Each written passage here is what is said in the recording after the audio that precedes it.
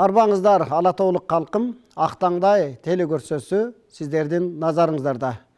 Өткөн көрсөтүүбүздө биз ушул сиздерге ушул жамаат менен олтуруп Актаңдай теле көрсөтүүсүндөгү дастандарды көрсөткөнбүз. Ал эми ошол көрсөтүүнүн уландысы бүгүн дагы эле кайрадан ушул жамаатыбыз менен уланат.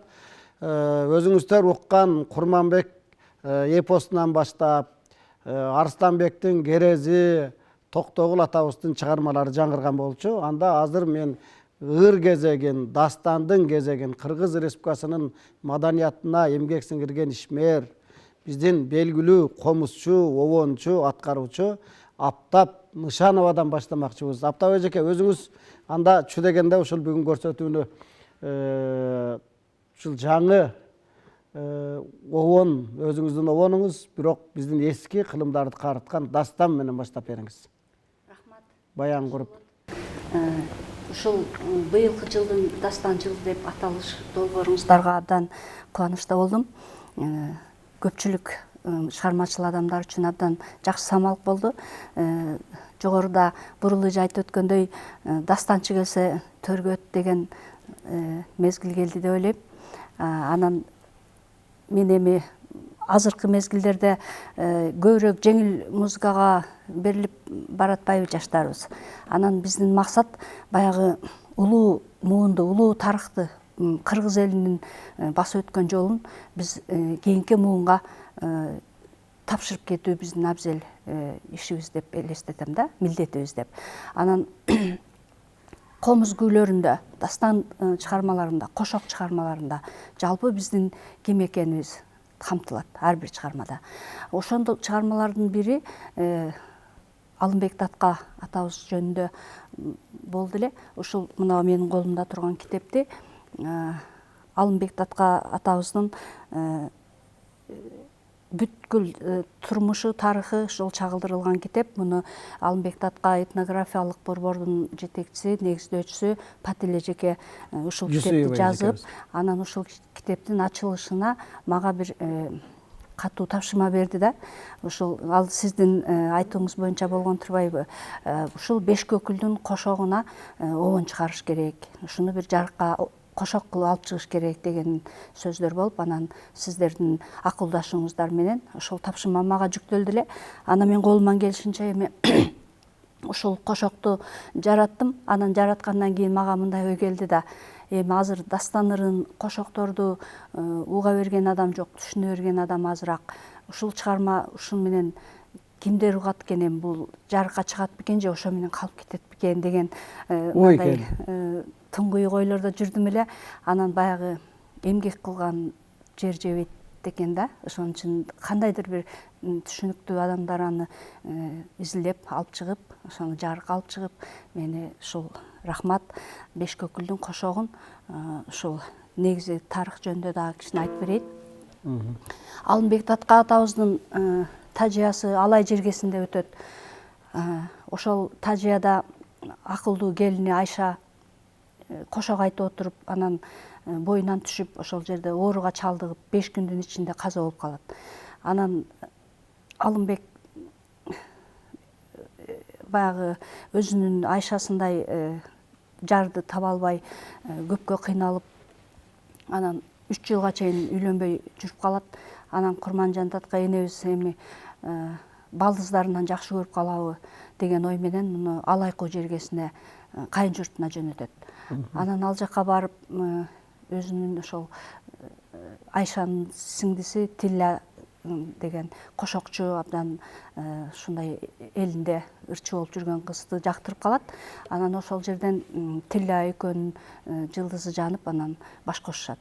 Анан Тилляны Абдылдабек беш көкүлүм деп эркелетип койчу экен. Анан экөө баш кошкондон кийин баягы калыңына үйүрлөп жылкы берейин, короолоп кой берейин десе, агалары жок, сен адамдан акылдуу керчи атыңды бересиң дейт. Анан керчи атын берүүгө көзү кыйбай баягы орус коогалаңында душмандардан жеңилип калуундан көрө деп анан беш көкүл менен коштошуп керчи атын бербестен анан ооган жергесине аттанып кетет. Анан ошол орус коогалаңында баягы чагымчылардын азабынан ошентип орустарга жеңилип калып, анан Абдылдабек ооган жака өтүп кетип, ошол жактан сары оору болуп, ооруга чалдык, анан каза болуп калат. Анан кийинки Абдылдабектин эмесинде дагы, тажыясында дагы, Алай жергесинде өткөрүлүп, анан ошондо Бешкөкүл мен барам дейт, тажыясына барам дегенде агалары сен бетиңди ачып алып бара элек болсок уят болобуз десе, баш бербей мен барам деп, 50 эркекти атка мингизип, 50 элечек энелерди атка мингизип, анан Алай жергесине, Бешкөкүл өзү келет, тажыяга келишет. Анан ошол жерде анан баягы Бешкөкүл бири-бирине окшотпостон 1,5 күн кошок айтат. Анан ошол кошогун уккандан кийин Курманжан датка энебиз эми бул бейбактын кабыл алалы, жесирликке кабыл алалы деп, анан жесирликке кабыл алып үйүнө киргизет.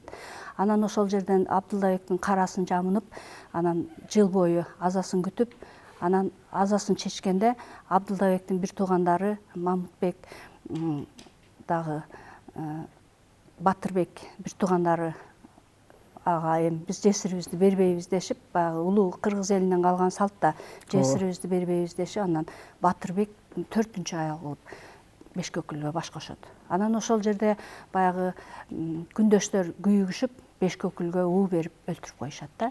Анан ошол кошок жөнүндө ырдап берсем жакшы болот.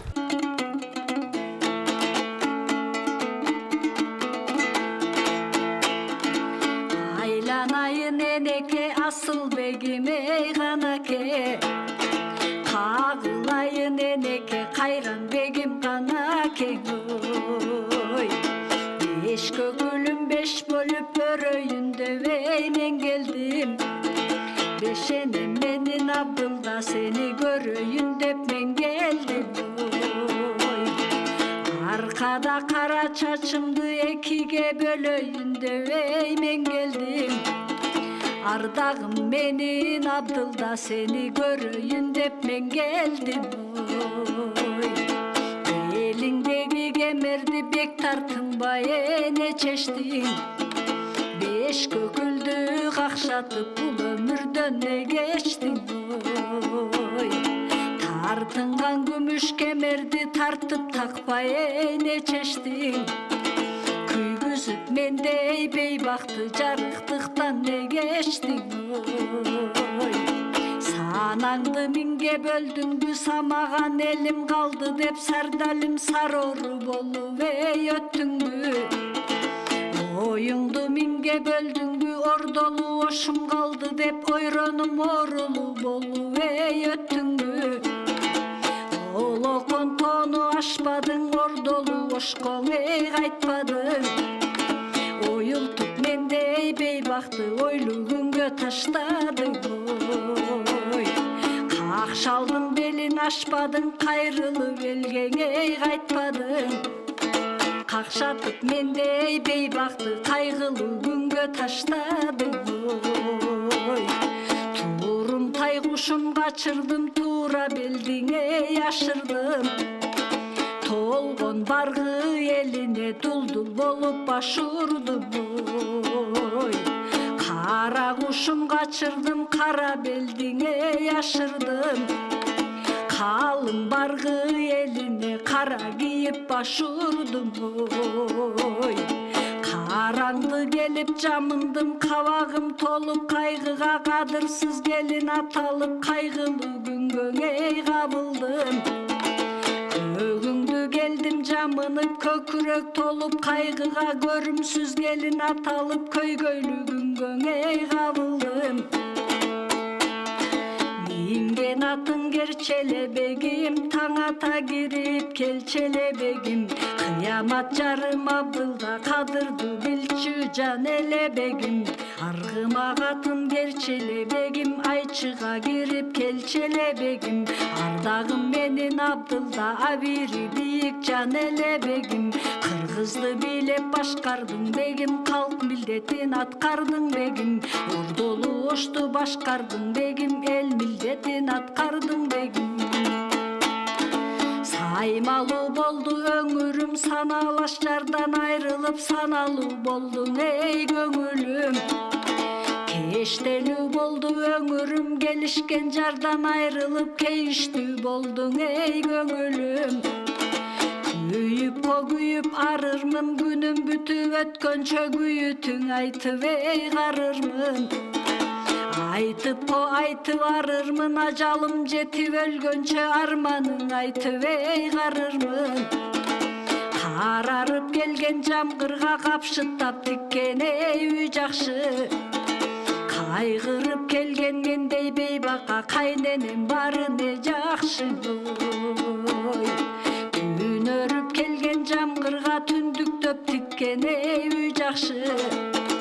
Түңүлбөй келген мендей бейбака кайненем бары не жакшы. Айланайын энеке айтканыма эй көнүңчү. Бегимден калган белегим мырза паязды бериңчи. Тумар кылып кулум деп тутуту алып жүрөйүн. Балли сизге. Мына кадырман телекөрөрмандар, сиздер Алымбек Датканын, Курманжан Датканын баяндарын жакшы билесиздер, тарыхты жакшы билесиздер. Ошону менен бирге бүгүн мына ошол эле Абдылдабектин бир учурдагы ошо болгон окуясы мына ыр аркылуу Бешкөкүлдүн арманы сиздерге бүгүн жетип олтурат. Сизге бар болуңуз, дагы буйруса көп ошол чыгармаларды алып келип элге ырдап бересиздер деген мен чоң үмүттө, ишеничте турам.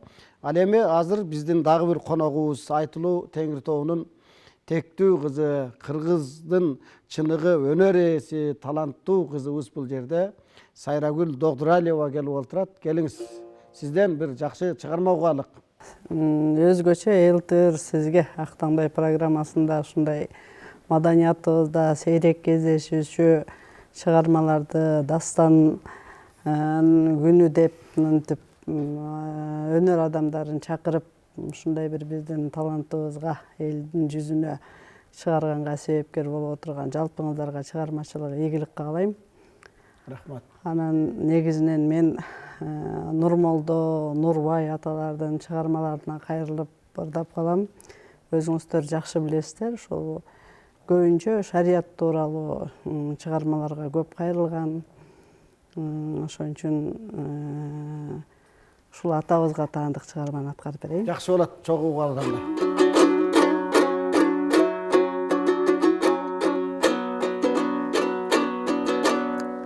Алкыштың айткын ей бул Кудайга пендең, акылың болсо башыңда сенде.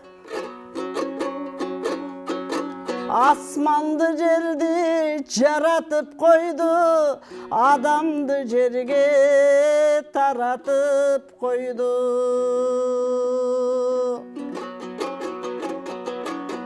Алланын айтам ей кудурет күчүн, акылды берди адамзат үчүн. Аламга карабай назарың салчы, анан сен билгин ой Алланын күчүн.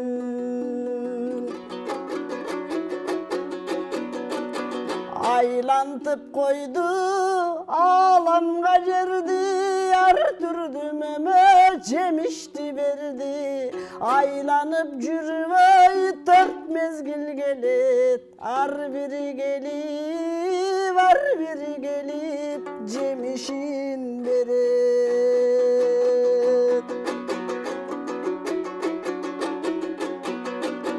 Кудайым эгер аял кулум десе, кишиге келер балеси болбойт. Кишилер калса тоурабанда, кайгыртып сени өлтүрүп койбойт.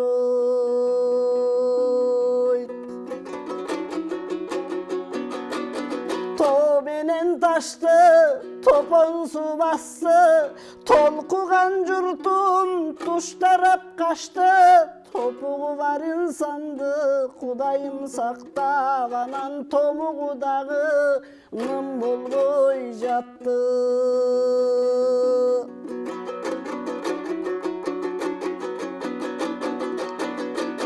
Кудайдын досуңай бул Халилулланы күйгүзөм деди Намурут оңу. Кызыл гүл болду жандырган оту, Кудайым колдоп ачылган жолу.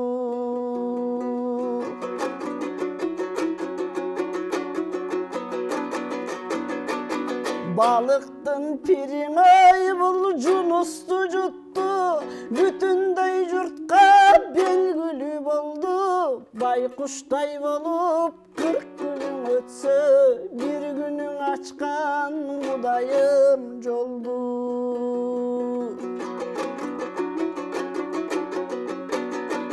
Күнчөдөй күндү асманга койду, карачы жерди кызытып турат. Көпчүлүк элге ырыскы берип, калайык калктын көңүлүн бурат.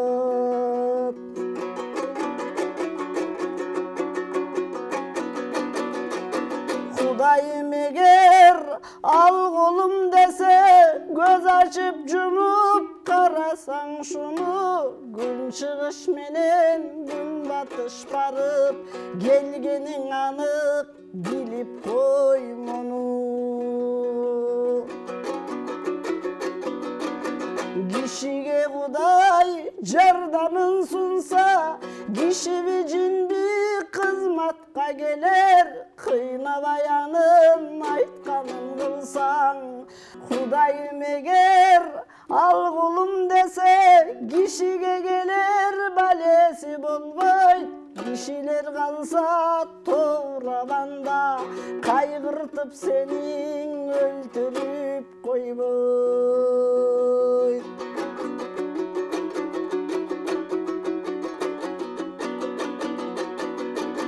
Мусага Кудай бир таяк берди, мунусун укмуш ажыдар болду. Мусулман болбой фароун кетип, маңдайга жазган каргышка конду.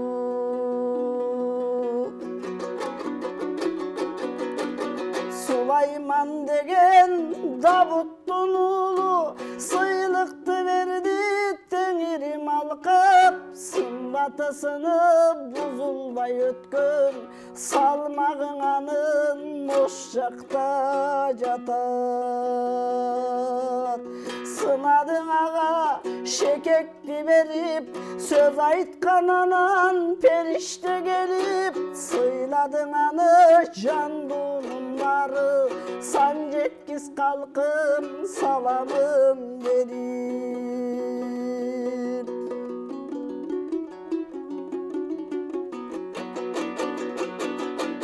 Кудукка түшүп, кутулуп чыккан, Кудайдын колу Жусуп кул болгон. Кыйноонун бары башынан өтүп, Кудайдан болуп бийликке конгон. Ак болсо киши Аллага чындап, акырет барсаң бакытка конорсуң. Актыгын айтып периште келер, ак сакал мейли наристе болгон. Кудайым жазган тагдырдын иши, көрсөтмөк болду кудурет күчүн. Ким көрсө токтоп көңүлүн бурган, көрсөттүң укмуш пенделер үчүн.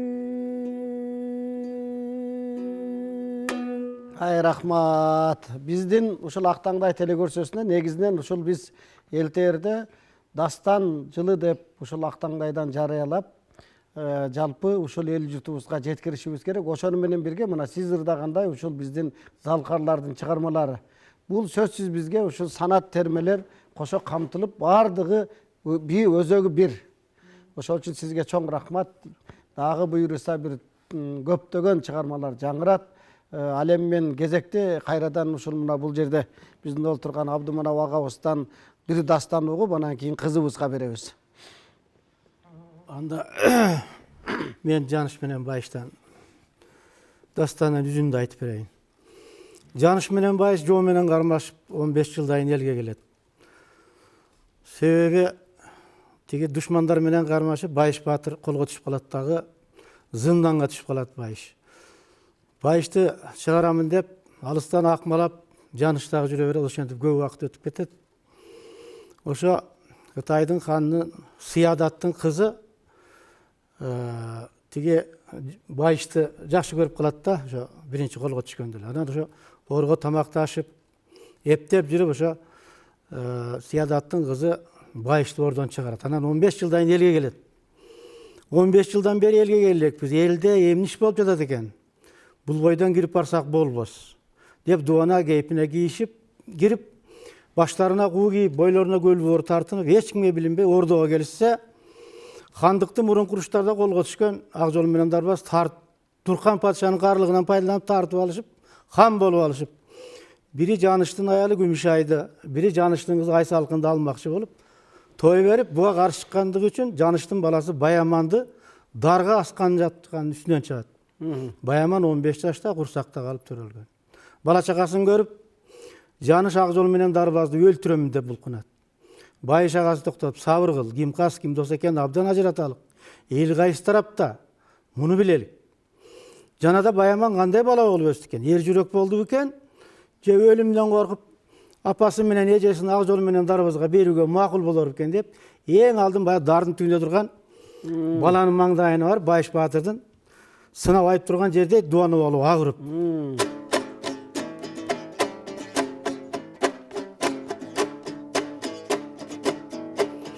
Ассаламу алейким, амандаштык бүгүнгүн, асыламындарга деп аманат жандан түңүлдүң. Акыл ойлоп каратчы Ак жолборстун баласы, ажалдан аман калууга ак жолго барып баратчы. Айрылсаң бакты талайдан, адамдын канчаңы чамасы. Аллаху, Аллаху. Атаң Жаныш Байыш, айбыкпай кирчү саңголго, батырлыгын билемин кошо жүрүп ошондо. Ажалдан тирүү каласың, апаңды берсиң Ак жолго. Нары жалгыз, нары жаш, хандар менен кармашпа. Акыл ойло чырагым, ажалсыз өлүп калбаска. Алды кейинин өзүң бил, ар кимдин жолу бар башка. Эби келсе ойлонуп, эжеңди бергин о Дарбазга. Карында калып төрөлгөн каргадай жалгыз баласың, апаңды берсең Ак жолду ата кылып аласың. Апаңды кулга бербесең, алдына күндө келбесиң, ажалсыз өлүбөй каласың.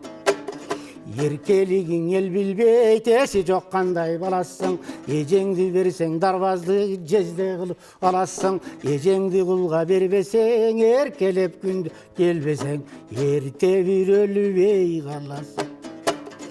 Эки бектен тайбаган, өлүмгө башын байлаган, өрттөн кыргандай ой баласың. Ата дең Ак жол кулуңду, апаңды кулга бербесең, Ак жол кул билбейт мунуңду. Акылдан шашпа, алакта басылердин кулуну. Айтканыма көнбөсөң, анык шоруң курудду. Эл жактырбайт мунуңду, эжеңди берип тартууга, жездеде Дарбаз кулуңду. Эжең менен энеңсиз, эрсинсең шоруң эй курудду. Акыл айтам көн балам, айтканыма кир балам. Ар намысты бойлосуң, аман койбойт бул заман. Кандар менен жайлашып, калганың жакшы эйтин чаман. Үтө кайрат баш жарат, өксү учат жаш канат. Өзүң өлсөң өлөсүң, кош өлөм деп ким барат. Акыл ойло чырагым, ата энеңдин о ким багат. Аллаху, Аллаху деп баланы сынап турду дейт. Анда Күмүшай көзүнүн жашын төгүп, дуаналардын сөзүн макул көрүп, Баяман баласына карап, биз эжең экөөбүз Ак жол менен Дарбазга тиелик, сен аман кал дейт. Анда Баямандын ачысы келип, көнбөйт. Өлсөм өлөмүн, мен макул эмесмин. Мен өлүп аткандан кийин силер эмне үчүн өлбөйсүңөр деп каршы чыгат. Анда Жаныш менен Байыш Баямандын иштеринен ыраазы болуп, нар тақтыда отырған Ақжол менен Дарбаздың маңдайына барып, тойда құт болсын айтып тұрған жері қашықтап, дуана болышып, ағыл.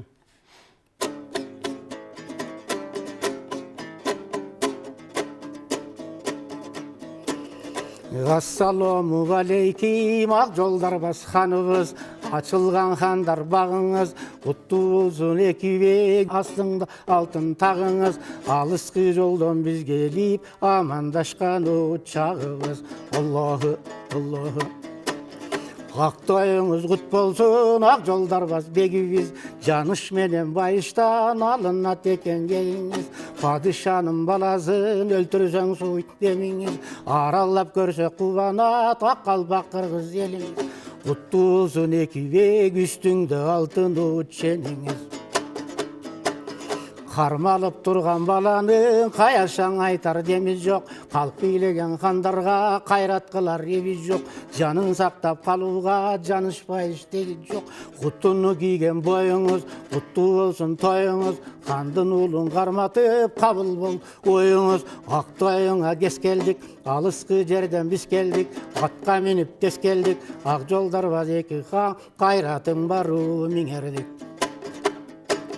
Жазылыптыр тырышың, жарашыптыр ырысың, жаныштың жалғыз баласы, өлтіргені тұрысың, өлтірбейсің емгіче, өкіміңе құрысың, бір кетіріп алған соң, кетірмек дұшман дарманын, хан болмақтан бек болсы, қачыру керек арбағын, өлтірбей тірі қойым деп, ұят болып қалбағын, кезегін келді екі хан, қармасаң жақшыңе қармағын. Ертеле басып өлтіргін жаныштың баласын, ежесін бірің аласың, енесін бірің аласың, біріңер күйе болып қаласың, мұндай қызық тұрмышты қайдан бір іздеп табасың. Хамын қыла екібек, қожамолда жиялы, баяманды өлтіріп, айсалқын менен көмішті өкөңін еке қиялы. Алтын парда көшігі ағырдығы тарттырып, алты қават мамыға айсалқын менен жатқырып, үлгілі жар үзірді керегіңді таптырып, шашылғыла екібек, баланың қаны чачылсын, өмірдегі құл болғы тұрышыңар жазылсын, мұны көрген дұшманың қан буғандай басылсын, өкөңір екі солуға үйлене тұрған асылсын. Аллаху, Аллаху деп тұрды ледек. Анда Ақжол менен Дарбазды қуанып, ойлады оналарым тура айтады. Баланы башымырақ дарға асқыла дейді. Ошанда Байыш батыр дардың жүн атчан төйлетіп айтып тұрған жер дейді. Ақжол Дарбаз құлымсың, аққараны ылғабай, қара ниеті зұлымсың, баяманды өлтіріп, даңқын көпке құлымсың. Жалғызынан ажырап, күмішай менен айсалқы, мұңды жашқа жуынсың, сақ оқшоған арамы, жаманды құдай алабы, қара дарға мұғынты, уасып көрчі баланы, өлтірбөгім баланды, өзіңе тиеді заллалы. Ақжол Дарбаз байқағы, анығын неме айтамын, арстаны келдей құлбылды, азым шар үзір қаланын, ақыл менен ойлап дейді айтып тұрған саламын. Андан көрі екі құл, аманын тіле баланын, есі жоқ құлдар қарағын, есі келді қаланын, емді кетше білбейсі, екі бектен қаварын, көдіні жоқтар білбейсі, көрсетіп айтқан саламын, қарылу болсаң қармашып, көрейін бі қандарым, қабырғаңдың тоңдоры, сөгейін бі қандарым, қақ женіңді ұрғыттып, төгейін бі қандарым, қалмақтарым білбепсің, қаныңдың келіп қалғанын, башыңды кесі өтіңді, жарайын бі қандарым, башта қылған ішіңе салайын қандарым.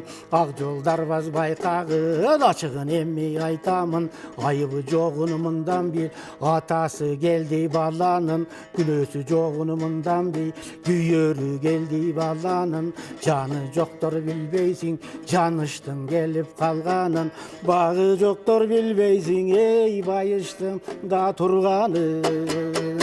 Деп башында құларын алғанда, Ақжол менен Дарбаз жаныш менен Байышты танып, эси болуп чалкасынан жыгылган дейт. Мына кадырман телекөрөрмандар, биздин кыргыз элибиздин баатырлыгы, кыргыз элибиздин акылмандыгы, кыргыз элибиздин улуу тарыхы ушундай биздин дастандар менен кылымды каарытып келатат. Бар болуңуз. Эми сиздин буйруса дагы көп акыл кеңешиңиз, сөздөрүңүз эли журтубузга, өнөр ээлерине, таланттарга дагы шык кошуп, мен ойлоймун дагы мыкты чыгармаларды элибиз жаңыртат деп ойлойм. Бүгүн эми биз ушул жалпы топтолуп жердеги өнөр ээлери бир ак бата берип, ак жол тилеп, тушоосун кесе турган биздин жаш ушул өнөр ээси Мээрим Абдыманап кызы келип олтурат. Сиздин кызыңыз, сиз бата бериңиз дегендей. Анда Мээрим келиңиз эми сизден угалык.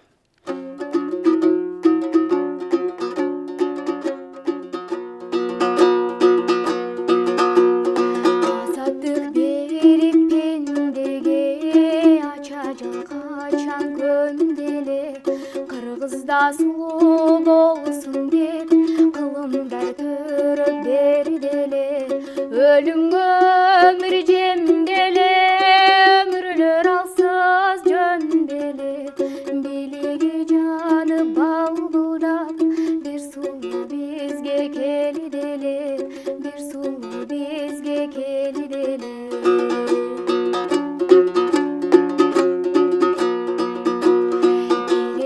Şığı koruç belek enede dizden örçele Cılmaygan taza jarım Cıldızlar koştup turçele Talantım taşıp koruç bele Tangşıgan torgoy örçele Tadına yüzün görgündö Tamşanıp karap turçele Tamşanıp karap turçele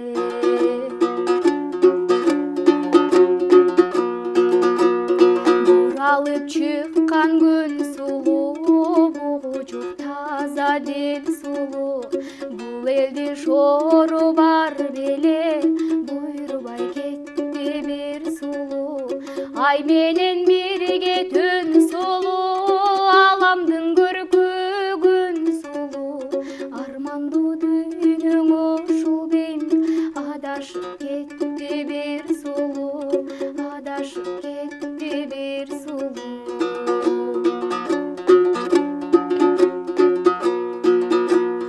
Taldırı nege teskeri Talayı nege çektilü Tattı tattu cadile Tar buldu nege özeli Armanın aytıp jomoktop Ak bulutylay şoloktop Arman bu düğünün uşul deyim Adaşıp ketti bir sulu Adaşıp ketti bir sulu